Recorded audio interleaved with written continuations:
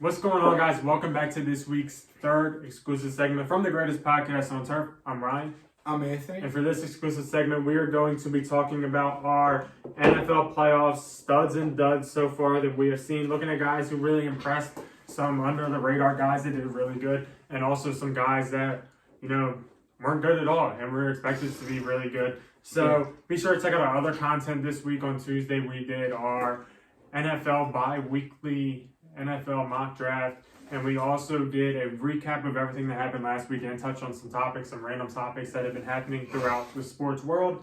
Yesterday's video, we did the best bets for the conference championships, and on the podcast, we did a deeper prediction into the conference championships and touched on some topics such as free agency, wide receivers, some receivers getting thrown around in the trade market. So, Yeah, don't forget to like the video, subscribe to the channel. If you're new, we are the greatest podcast on turf. We are the #1 sports podcast in the world.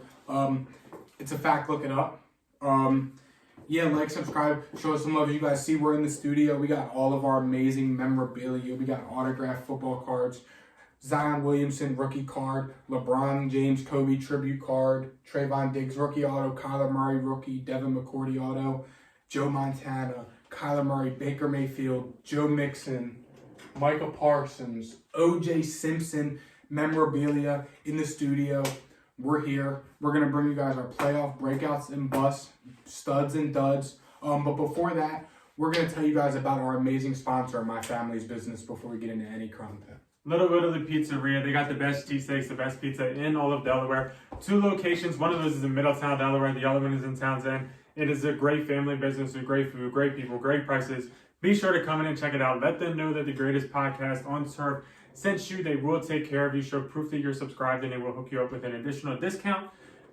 I'm getting good at that. I'm getting good at lipping it word for word with you. That's how I was doing. Fair. I was like, because I did make a little script. So to start us off with my first stud, and I'm gonna go with probably arguably one of the biggest, if not the biggest stud of the NFL playoffs so far. That is Patrick Mahomes. And I'll even give a shout out to the Kansas City Chiefs offense, the Tyreek Hill and Travis Kelce's of the world. But I'm going to focus on Pat Mahomes himself. His first game against the Steelers, he had 400 yards, 5 passing touchdowns. He absolutely lit it up. The next game against the Bills, 378 yards, 3 touchdowns. And he absolutely destroyed it on the running game. The Bills, they played 2 deep safeties and have allowed Pat Mahomes to basically do whatever he wanted running the football. Pat Mahomes has been amazing this playoffs so far. Just basically carrying the Chiefs, especially against the Bills, because that defense wasn't doing anything. No. They could not guard a parked car. And it was Pat Mahomes versus Josh Allen. It was just a duel of the 2 top quarterbacks in football. And just seeing who would give up first, and it was not Pat Mahomes. Pat Mahomes had 13 seconds to go get a field goal drive, and he did that. He was very successful. Guys like Travis Kelce also helped out with that tremendously. I don't know if you guys saw the video, but Travis Kelce was basically saying what he wanted to do in those final 13 seconds. He told Tyreek Hill what to do. Then he went ahead and told Pat Mahomes what he was going to do and led them to the field goal. So you give him tons of respect there. Showed up big throughout playoffs the whole season. Travis Kelce is one of, if not the best tight ends in all of football. And then we got Tyreek Hill. I mean, dude is just an all-around stud. Yeah. Great kick returner. He's a stud. Returner. He's a stud. He's fucking good. He's really good. You can give it to him whatever. It seems like his first step is always backwards, but it somehow works out for him. Every single time he catches the ball, he takes 3 steps back in about 1 second, maybe. If it ain't broke, don't fix it. And then he goes forward about 5. It's crazy. Tyreek Hill is arguably one of the most athletic, agile people that we've seen in NFL basically history. Shout out to those 2 guys. But my first stud officially is Mr. Patrick Mahomes. Yeah, I'm going to go ahead and start out and give my division rival quarterback some respect. Josh Allen. He's probably my second biggest playoff stud, breakout, whatever you want to call it, behind the guy you're going to touch on next. But yeah, Josh Allen, I mean, he was unstoppable. He threw for like 640 yards, 9 touchdowns. He had like 120 rushing yards. I mean, he's a stud in 2 games. Yeah, he averaged 11 yards an attempt for running the ball against the Patriots. He averaged 7 yards a carry against the Chiefs. He averaged 12 yards a pass against the Patriots and 8 against the Chiefs. I mean, Josh Allen's a stud. He really showed up in the playoffs. We all knew how good Josh Allen was. But, I mean, especially that game against the Chiefs, I feel like everyone kind of looks at him different now. I mean, I know I do, just because how good he played and, like, I saw that true dog in him. Josh Allen's definitely, he's probably my second biggest playoff stud, like I said. He's a baller. Him and Mahomes are definitely going to have some battles from the ages. And Josh Allen showed that he can go toe-to-toe with any quarterback in the NFL. That's what he showed, and that's my biggest thing, and that's why he's probably my second biggest playoff breakout of the playoffs this year. Here is my next guy, his favorite guy, Mr. Joe Burrow. Joey Burr. Cincinnati Bengals quarterback. He's on a 5-game win streak right now, and he's done really good in playoffs so far. I know the Tennessee game, if you look at his stat line, that might not say that he's been the greatest, but he was also sacked 9 times in that game, and he had absolutely no time. But he still found a way to win 19-16. Even though it wasn't a pretty win, it's still a win. A win's a win in today's football league. So give credit to Joe Burrow on that. Also against the Raiders, he was very good against them. Held him with the lead. Did solid. Had 2 passing touchdowns. No interceptions. About 250 yards. So, I mean, that's pretty solid. Even against the Tennessee Titans, he had a lot of yards. It was just he kept getting sacked every single time. They happened to get on the other side of the field, knocking them out of a potential touchdown, putting them in field goal range a lot of the time. Also, Jamar Chase on the Cincinnati Bengals has been an absolute stud. Yeah, he is. I mean, he's one of the best receivers in football, and it's only his rookie year, and I'm only looking for him to improve. The Cincinnati Bengals, Joe Burrow and Jamar Chase have done really good things, even though they have a very bad O-line that I will touch on later. Yeah, my second playoff breakout, before I get into that, like I said, I love Joe Burrow. I mean, we all kind of thought, we didn't really know what to expect out of Joe Burrow after that injury. I mean, I know I didn't. I was not confident at all, especially the fact that they didn't draft an offensive lineman at all. They kind of just left him hanging. But, I mean, it proved the work, and it proved that we were wrong. They did bring in Jamar Chase, and it worked out for them. The Bengals are in the playoffs. They're in the conference championship. I mean, they have their first 2 playoff wins in, 31 years, is it? So they're studs. Joe Burrow, like I said, he's one of the top quarterbacks of the future. He's one of the best young quarterbacks in the NFL. And I'm really looking forward to seeing what is going to happen in the future for the Bengals. My next playoff breakout, I know this might be a long shot, but I'm going to go ahead and ride the hot hand here. I'm going to go ahead and say Mike Evans, wide receiver of the Tampa Bay Buccaneers. I mean, especially what I saw out of him against the Rams.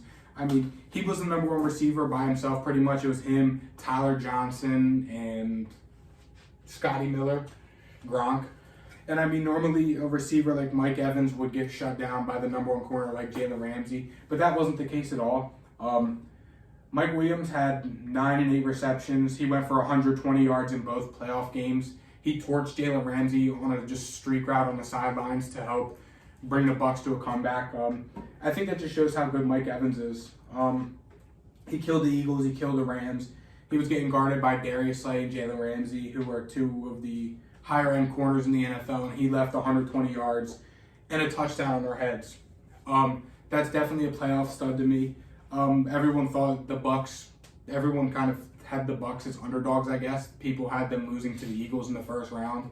They did their thing, and they came back from being down, 27-3 to the Rams, who are probably, at this point, NFC Super Bowl favorites, maybe. I mean, they're in the NFC Championship. Mike Evans was definitely a breakout. I mean, I think he kind of got lost in the shadow of kind of being just like a regular receiver on a team full of weapons. Like, kind of a lot of mouths to feed. He didn't do anything crazy in fantasy, but he just showed us how dominant he is when he's the number 1 receiver with scrubs at the other receivers. I guess nothing against Tyler Johnson, Scotty Miller, or Gronk, but Mike Evans definitely a playoff breakout stud for me. He killed it, and yeah, I wish the Bucs were playing this weekend.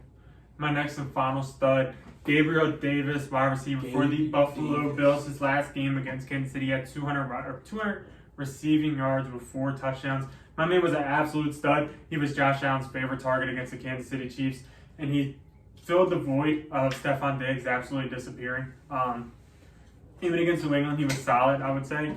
2 receptions for 40 yards and a touchdown. That's not great numbers, but 40 yards and a touchdown is nothing to, nothing to just, look over. Over the season, Gabe Davis has shown flashes that he can be a solid wide receiver too. In his last game against the Kansas City Chiefs, he showed that he could possibly be a 1 someday because he is young. Yeah. And, he's a rookie. He's a rookie? Maybe he's a second year, but I know second the year. price of his rookie card is like I think through second the year. roof.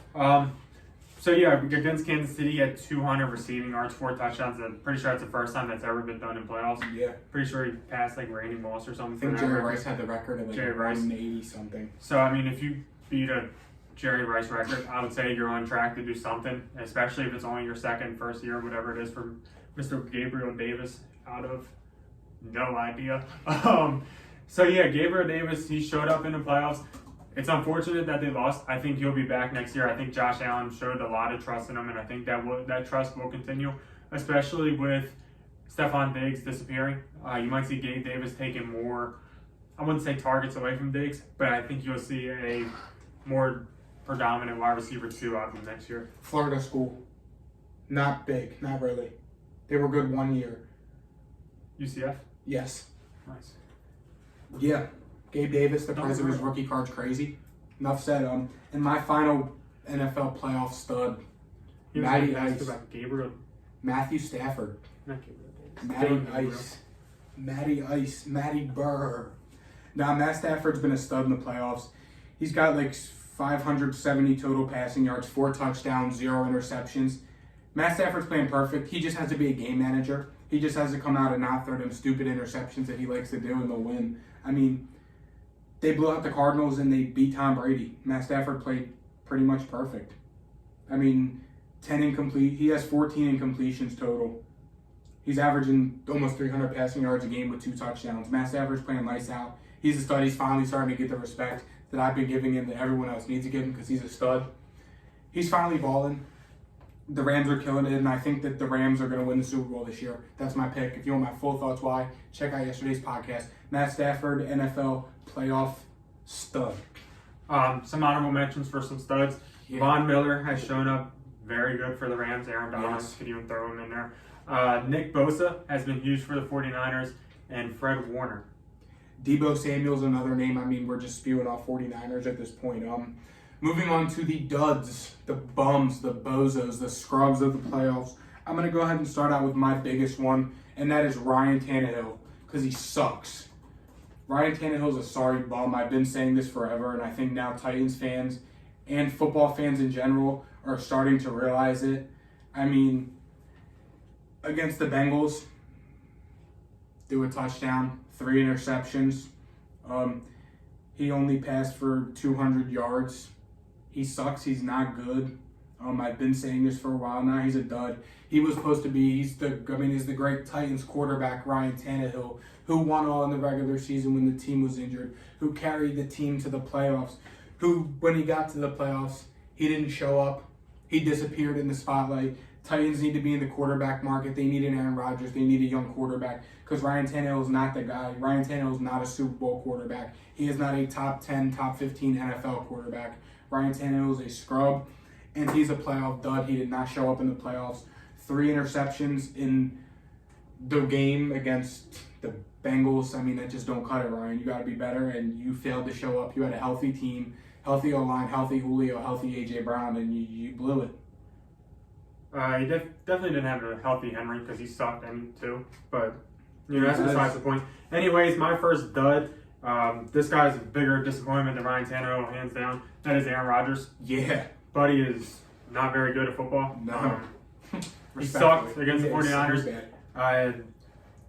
Part of his disrespect is because of how cocky he is.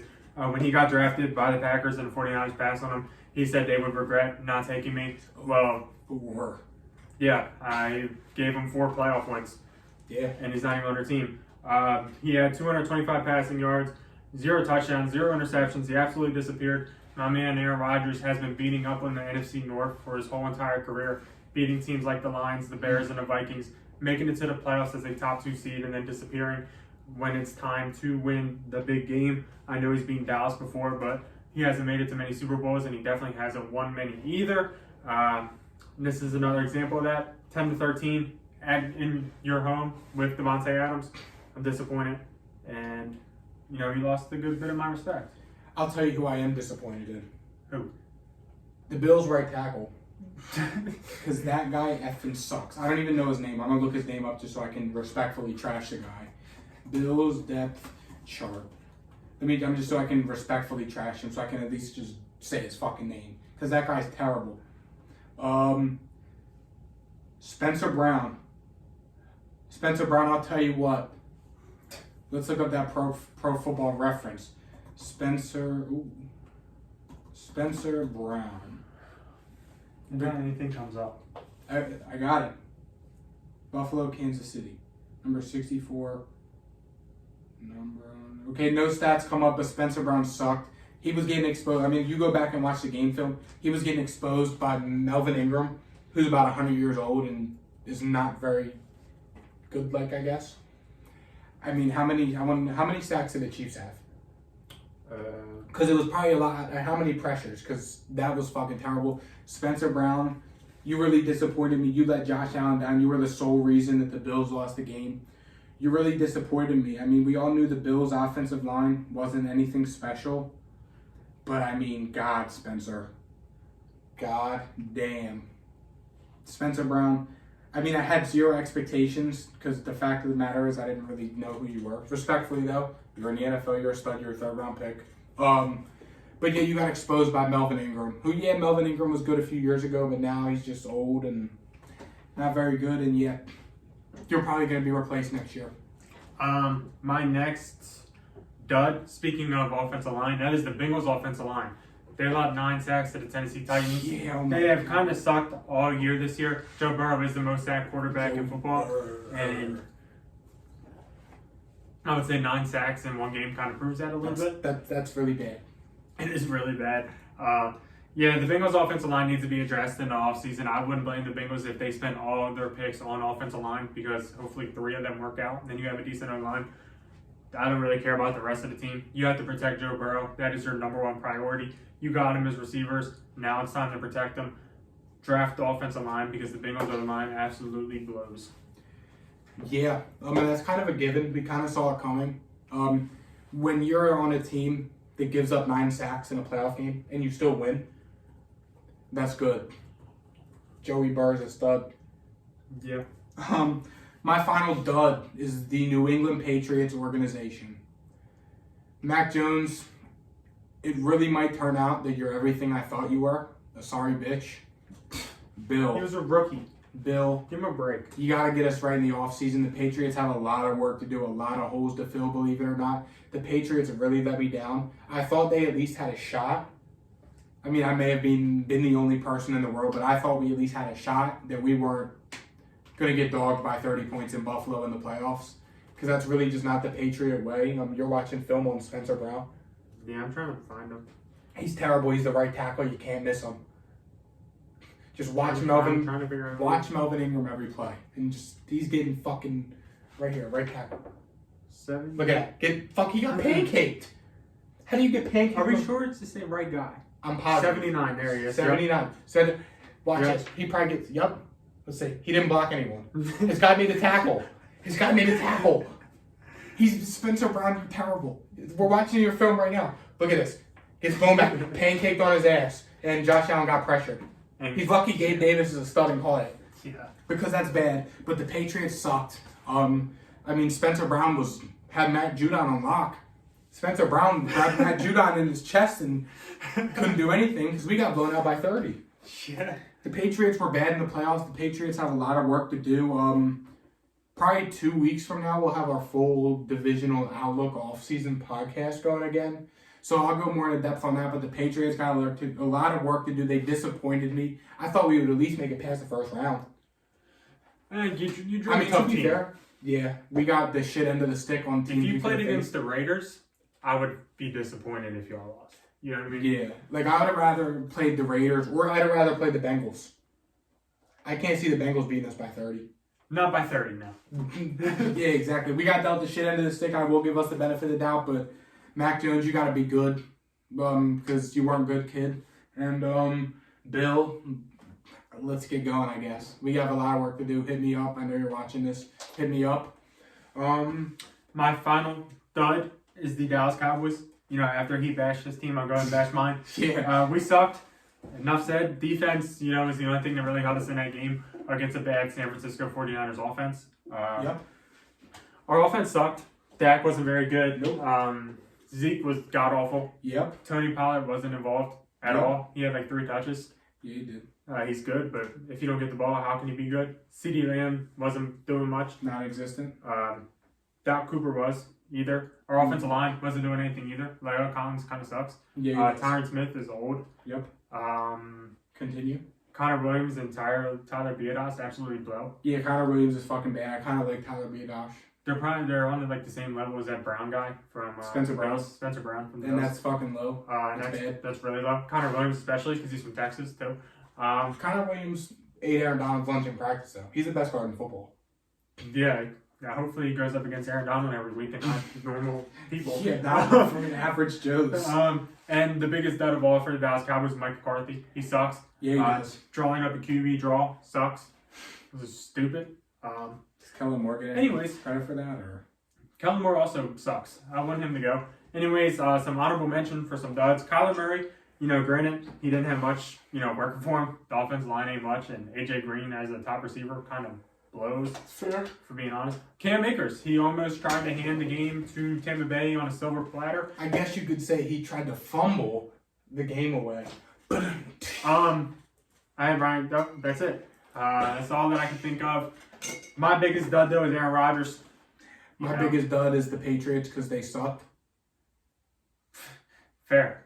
And Ryan Tannehill, but I mean, I've been known that he sucks. He's never been good. Too bad he beat you guys in playoffs. He didn't do a fucking thing. He did about the same thing he did against the Bengals. Maybe Rodgers stepped up. Derrick Henry was healthy. If he sucked, maybe that's going to wrap this one up. Be sure to check out all of our content from earlier in the week. You guys don't want to miss our Divisional Roundup. Look, we recapped the greatest weekend in football history. We also posted a mock draft on YouTube, and we also posted our AFC and NFC Conference Championship best bets yesterday. We uploaded our in-depth predictions on the podcast. We touched on some wide receiver free agency rumors. We talked about the Giants, Antonio Brown. Me and Ryan made some bets ourselves, so be sure to check that out. Show your boy some love. Follow us on TikTok as well, and we'll see you guys next week. See ya. Peace. Try to take it from me, must be out your mind. Do it out big time. Lot of slime. Smoky in the air, that's a lot of pine. Pockets running over with the dollar sign. Try to take it from me. I don't need rags, I just need more bags. Bought the trip to the store, said I need more splash. On her tippy toes, she could sneak right past. I'm the man of a dream, she asleep on my ass, that's a hall pass. I don't need a hall pass. Watch out for the snakes in the tall grass. Not the one to play with, that's a raw fact. Say a hard head, make a soft, ooh, big time. Number 9. Diamonds in my teeth, I got a lot of shine.